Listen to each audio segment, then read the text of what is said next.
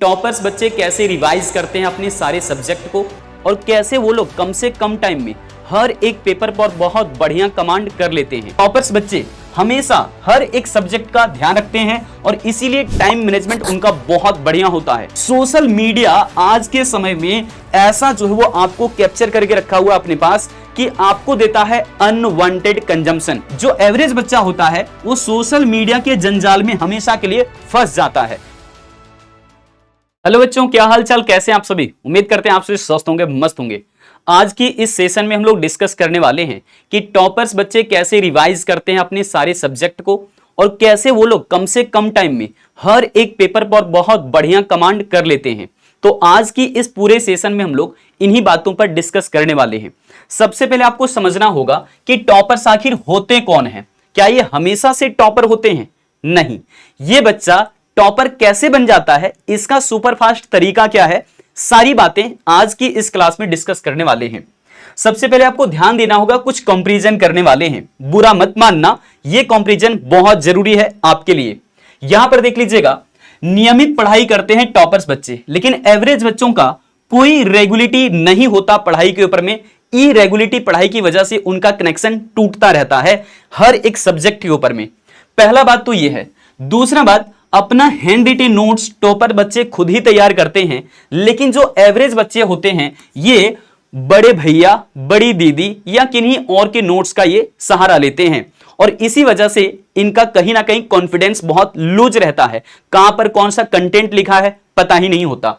Toppers बच्चों के एक प्रॉपर रिवीजन करने का समय होता है कि वो दिन भर में जितनी भी सब्जेक्ट पढ़ चुके हैं उन ही सब्जेक्ट को दोबारा से रिकॉल करने का कोशिश करते हैं। रिवाइज प्रत्येक दिन करते हैं, चाहे तो 10 मिनट ही क्यों ना करें या आधे घंटे ही क्यों ना करें।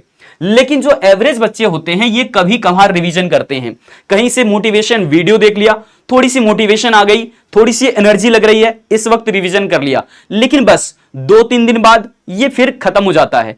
उसके बाद शुरुआत होता है यहां पर कोई टाइम मैनेजमेंट है ही नहीं अपने विषयों के लिए। लेकिन टॉपर्स बच्चे हमेशा हर एक सब्जेक्ट का ध्यान रखते हैं और इसीलिए टाइम मैनेजमेंट उनका बहुत बढ़िया होता है। कब कौन सा सब्जेक्ट पढ़ना है, कितने देर तक पढ़ना है, उन्हें बहुत अच्छे से पहले ही माइंड सेटअप कर लेना होता है। तो ये टॉपर्स बच्चों की पूरी प्लानिंग होती है। लेकिन एक एवरेज बच्चा का कोई भी जो है वो समय प्रबंधन नहीं होता, कोई भी टाइम मैनेजमेंट नहीं होता, जैसे तैसे करके पढ़ाई कर रहे होते हैं। कभी उनको मन लगा कि चलो आज हम लोग इकोनॉमिक्स पढ़ लेते हैं, कभी लगा कि चलो अकाउंटेंसी पढ़ लेते हैं, तो वो कभी कभार वाली बातें आ जाती है। मतलब माइंड को पूरी तरीके से आपने इंफॉर्मेशन दिया ही नहीं सटीक तरीके से कि कब कौन सी चीज पढ़ना है, तो ये बार बार आपका भूलता रहता है। ठीक है, कल आपने कुछ और पढ़ा था, आज कुछ उसी समय और पढ़ रहे हैं। इसलिए परफेक्ट एक टाइम डिसाइड करिए कि दिन भर में इकोनॉमिक्स को आपको कब पढ़ना है, कब आपकी क्लासेस होनी है, कब आप रिवीजन करेंगे। इनका परफेक्ट एक प्लान बनाइए जिससे कि आपका माइंड सेटअप बहुत अच्छा रहे और बार बार आपको ये चीजों को चुनाव ना करना पड़े कि कितना देर पढ़ना पड़ेगा, कितना क्या करना पड़ेगा। एक सही सब्जेक्ट का कमांड जो है तभी हो पाएगा आपका जब आप टाइम मैनेजमेंट बहुत अच्छे से करोगे। कितने देर पढ़ना है, कौन सा सब्जेक्ट, पहले से ही प्लान कर लीजिए। अगर कोई थ्योरेटिकल पेपर है सुबह में पढ़ा कीजिए, अगर कोई न्यूमेरिकल बेस्ड चीजें हैं दोपहर में पढ़ा कीजिए, और अगर कुछ चीजों को रिकॉल या रिवाइज करना है रात के वक्त बहुत अच्छे से कर सकते हैं, या अर्ली मॉर्निंग यानी कि बहुत जल्दी जब सुबह उठते हैं, उठने के बाद फ्रेश होते हैं तो तुरंत उस समय आप रिवीजन कर सकते हो। यहां पर तरीका आपको बता दिया। सोशल मीडिया आज के समय में ऐसा जो है वो आपको कैप्चर करके रखा हुआ अपने पास कि आपको देता है अनवांटेड कंजम्पशन। इकोनॉमिक्स की भाषा में कह रहे हैं, क्योंकि यहां पर जो चीजें आपको नहीं चाहिए वो चीजें आपको वो देता जाता है। लेकिन कहेंगे सर ये तो मैं जो देखता हूं वही वैसा ही आता है। ऐसा बिल्कुल नहीं होता। जो सोशल मीडिया है वो एक एल्गोरिथम को वर्क करता है, यानी कि वो आपकी पूरी इंटरेस्ट को जांच करता है कि किस वीडियोज को आपने ज्यादा समय तक देखा था, और उसी के हिसाब से बाकी वीडियोज भी आपको दिया जाता है ताकि आप उसी चक्कर में फंसे रहें। तो कोशिश करिए इससे बाहर निकलने का। आसान तरीका यह है कि आपने सब्जेक्ट से रिलेटेड चीजों को देखिए, जैसे टॉपर बच्चे हमेशा करते हैं। ये सोशल मीडिया पर तो रहते हैं लेकिन हमेशा काम की बातें, अपने लिए कोई कंटेंट सर्च किया, देखा, आइडिया लगाया और फिर अपने सिलेबस पर आ गए। लेकिन जो एवरेज बच्चा होता है वो सोशल मीडिया के जंजाल में हमेशा के लिए फंस जाता है। उन्हें पता ही नहीं होता कि हम कितना समय उस पर व्यतीत कर चुके हैं, अब हमें रुकना भी चाहिए। तो हां, आप यहां पर अगर ऐसे समय में फंस जाते हैं तो आपके लिए बहुत सरल उपाय है। हर एक सोशल मीडिया के लिए आप अलार्म लगा सकते हो। अपना YouTube अगर वीडियोस देख रहे हो तो उस पर भी एक ऑटोमेटिक अलार्म होता है कि जैसे ही आप आधा घंटा तक देख चुके होगे वो आपको रिमाइंडर देता है कि भैया अब रुक जाओ, इससे ज्यादा नहीं बढ़ना। तो यहां पर आपको यह काम कर लेना चाहिए। टॉपर्स बच्चों में आलसपन नहीं होता, ये आलस का त्याग करते हैं भाई। चाहे तो सुबह पढ़ना हो, दोपहर पढ़ना हो या रात पढ़ना हो, इनमें रुचि होती है किसी भी सब्जेक्ट के प्रति जानने का। और आपके अंदर यानी कि एक एवरेज बच्चे के अंदर में आलसपन होता है। ये हमेशा काम को टालने की प्रवृत्ति रखते हैं कि आज नहीं करते हैं, चलो रात में कर लेंगे ये काम, या फिर सुबह में कर लेंगे, या फिर 2 दिन बाद कर लेंगे, क्या दिक्कत है। लेकिन मैं कहता हूं जो बच्चा पढ़ता है उसी को दिक्कत होता है, जो नहीं पढ़ता उसको कोई दिक्कत नहीं होता, वो जो रिजल्ट के बाद दिक्कत होता है। तो इस बात को ध्यान रखना कि ये सारी बातें दोनों में हमने डिफरेंशिएट करके इसलिए बताया ताकि आप अपने आप को पहचान करना सीखिए कि आप इस वाले प्रवृत्ति में आते हो या इस वाले प्रवृत्ति में आते हो। दोनों यहां पर तरीका अलग अलग फॉलो कर रहे हैं। ध्यान दीजिएगा, पढ़ाई करते हैं सेम टीचर से, पढ़ाई करते हैं सेम किताबों से, लेकिन कुछ बातें जो अलग है वो मैंने आपको यहां पर डिफरेंशिएट करके बता दिया है। अब यहां पर समझिएगा कि आखिर इनका रिवीजन का स्टाइल क्या होता है। टॉपर्स बच्चे हमेशा जब कभी भी पढ़ रहे होते हैं ये अपने नोट्स में इंपॉर्टेंट पॉइंट को हाईलाइट करते हैं, जिससे कि इनको वो फैक्ट लंबे समय तक याद रहता है और उन्हीं चीजों को बार बार ये रिकॉल करने का कोशिश भी करते हैं। लेकिन एक एवरेज स्टूडेंट को पता ही नहीं होता कि आखिर ये इंपॉर्टेंट पॉइंट है क्या। तो ऐसे में पहचान करने का सबसे सटीक तरीका है कि जब कोई भी आप लेक्चर पढ़ रहे हैं या फिर किन्हीं का लेक्चर्स या फिर वीडियोस देख रहे हैं तो उसी वक्त टीचर्स भी आपको साथ साथ में बहुत सारे पॉइंट्स हाईलाइट करके देते हैं। तो उन्हीं चीजों को आप नोट्स पर भी हाईलाइट करके रखोगे तो ये आपके लिए बेस्ट तरीका होगा। साथ ही साथ जब आप पढ़ना शुरुआत करोगे ना तो आपको खुद ही अंदाजा भी लगना शुरू हो जाएगा कि कौन से पॉइंट्स ज्यादा इंपॉर्टेंट है। तो हाईलाइट करना एक बहुत अच्छा तरीका होता है, जिससे कि पूरे नोट्स में से आपको वो टॉपिक चाहिए होता है जिससे कि जरिए वो पूरा का पूरा टॉपिक या फिर पूरा का पूरा वो सेंटेंसेस आपके दिमाग पर आ जाए। तो यहां पर आपने समझ लिया होगा, हमेशा टॉपर बच्चे जो है वो शॉर्ट नोट्स को तैयार करते हैं। सर ये शॉर्ट नोट्स क्या होता है, इसके ऊपर हमने एक अलग सी वीडियो तैयार किया है, जल्दी आपको एक अपडेट मिल जाएगा।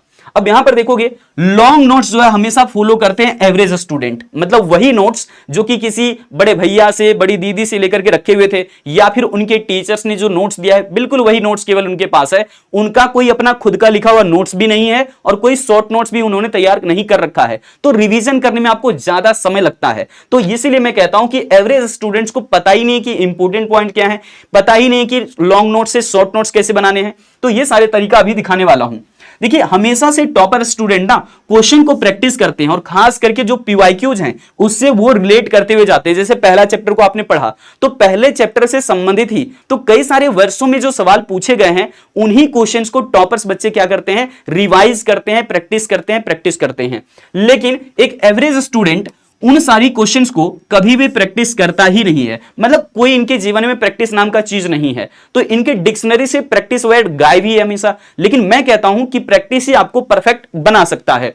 यहां ध्यान रखिएगा कि जो टॉपर्स स्टूडेंट होते हैं वो हमेशा डेडलाइन फिक्स करते हैं कि कितने समय में इस टॉपिक को रिवाइज कर लेना है। और इसके लिए आप चाहें तो अपने मोबाइल पर भी रिमाइंडर लगा सकते हैं या फिर स्टॉप वॉच को यूज कर सकते हैं या फिर आप अलार्म भी इस्तेमाल कर सकते हैं। तो यह बहुत जरूरी होता है जिससे कि आपको पता चलता है कि किस टॉपिक पर आपका कमांड कितने समय में हो जाता है। और अगली बार टारगेट करना कि सेम टॉपिक को जब आप रिवाइज कर रहे हो तो पहले की तुलना में कम समय लगे। और यह तरीका अगर आपने फॉलो कर लिया तो एक आपका माइंड सेटअप बहुत बढ़िया बन जाता है, जिससे कि यह माइंड पहले से ही तैयार होता है कि हां भैया इस काम को पहले ही करना है। क्योंकि पिछली बार जब रिवाइज किया था 2 घंटे समय लगे थे, इस बार जब रिवाइज करूंगा मात्र 1 घंटा समय लगेगा। तो इस तरीके से बार बार आप माइंड को रिकॉल करवाते रहो कि नहीं तुम बहुत ईमानदार हो, बहुत सतर्कता से काम करो। इसको बता दो हमेशा से कि कोई तकलीफ नहीं है जीवन में, ऑल इज वेल, है ना। तो यहां पर आपने समझ लिया है। अब देखोगे रफ वर्क जो टॉपर्स बच्चे होते हैं ना वो रफ वर्क अलग से करते हैं, जिससे ये इनको पता चलता रहता है कि हमने भैया कितना लिखा, यानी कि राइटिंग प्रैक्टिस भी इनकी होती रहती है, जिससे कि पूरा का पूरा हाथों से लेकर के पूरे शरीर तक ये जो है ना ब्लड सर्कुलेशन बहुत बढ़िया रहता है। और साइंटिफिक रीजन भी है कि जब हमारा हाथ काम कर रहा है ना किसी चीज के ऊपर में, तो इस हाथ के जरिए भी हमें पता चलता रहता है कि अगला सेंटेंस क्या लिखना है। इसलिए आप कोशिश करिए जब कभी भी आप रिवाइज कर रहे हो तो चीजों को लिख लिख करके याद कीजिए, ये बहुत बेस्ट तरीका है। अब यहां पर एवरेज स्टूडेंट के पास ना ही डेडलाइन कोई होता है कि कब तक रिवाइज करना है, इस टॉपिक को कब तक कंप्लीट करना है, कोई ऐसा प्लान नहीं है। बीच में से अगर किसी दोस्त का कॉल आ गया, घूमने के लिए चले गए, बीच में से कोई इनविटेशन आ गया, वहां पर चले गए, या फिर कहीं घूमने फिरने के लिए गए, 1 घंटे के लिए, पता चला 2 घंटे बिता दिए। तो इनका कोई भी निश्चित प्लान नहीं है और ये हमेशा से डाइवर्ट होते रहते हैं, यानी कि अपने माइंड को आपने कुछ बता कर रखा ही नहीं है और वो अपने मनमर्जी के हिसाब से काम करते जाता है। और हमेशा से एक फ्री माइंड क्या होता है, खाली दिमाग शैतान का घर होता है। याद रखिएगा, अगर आप रिवाइज नहीं करते हो तो जाग जाओ, क्योंकि रिवाइज करना बहुत जरूरी है। और रिवीजन कैसे होगा, रफ वर्क के जरिए आपको बार बार कलम चलाने पड़ेंगे और अपने हाथों को आप जितना दर्द दोगे उतना ही आपका जीवन सरल आगे होने वाला है, इस बात को जान लीजिए। नहीं तो एक जमाना, एक समय ऐसा आएगा जब आपके हाथ केवल दर्द नहीं करेंगे, आपकी पूरी बदन, पूरी शरीर दर्द करेगा और रात में केवल आप आराम करने के लिए घर वापस लौटोगे, खाने तक का भी मोहताज कई लोग ऐसे हो जाते हैं। तो प्रैक्टिस अभी करो, रिवीजन अभी करो, पढ़ाई अभी करो। लेकिन जो एवरेज स्टूडेंट होता है वो ना ही रफ वर्क करता है, ना ही जो है कोई लिखने की प्रैक्टिस कर रहा है, तो ऐसे में सिर्फ रीडिंग किए जाता है, नोट्स को पढ़े जाता है। तो सिर्फ नोट्स को पढ़ना या नोट्स को देखने से रिवीजन नहीं कहलाता। रिवीजन करने का बेस्ट टेक्निक है लिख लिख करके प्रैक्टिस कीजिए। तो यह सारा तरीका मैंने आपके साथ साझा कर दिया है। अब बात रही सर शॉर्ट नोट्स कैसे तैयार करेंगे, इसका कोई आइडिया, कोई टिप्स दे दीजिए। हमने कहा एक प्रॉपर आपको वीडियोस मिल जाएगी, ठीक है, बहुत जल्द। लेकिन यहां पर मैं आपको आइडिया दे रहा हूं, जैसे कि मान लीजिए हमें मांग के प्रकार पढ़ने हैं, तो शॉर्ट नोट्स में होता क्या है, शॉर्ट नोट्स में हर एक चीज को अट्रैक्टिव तरीके से लिखा जाता है।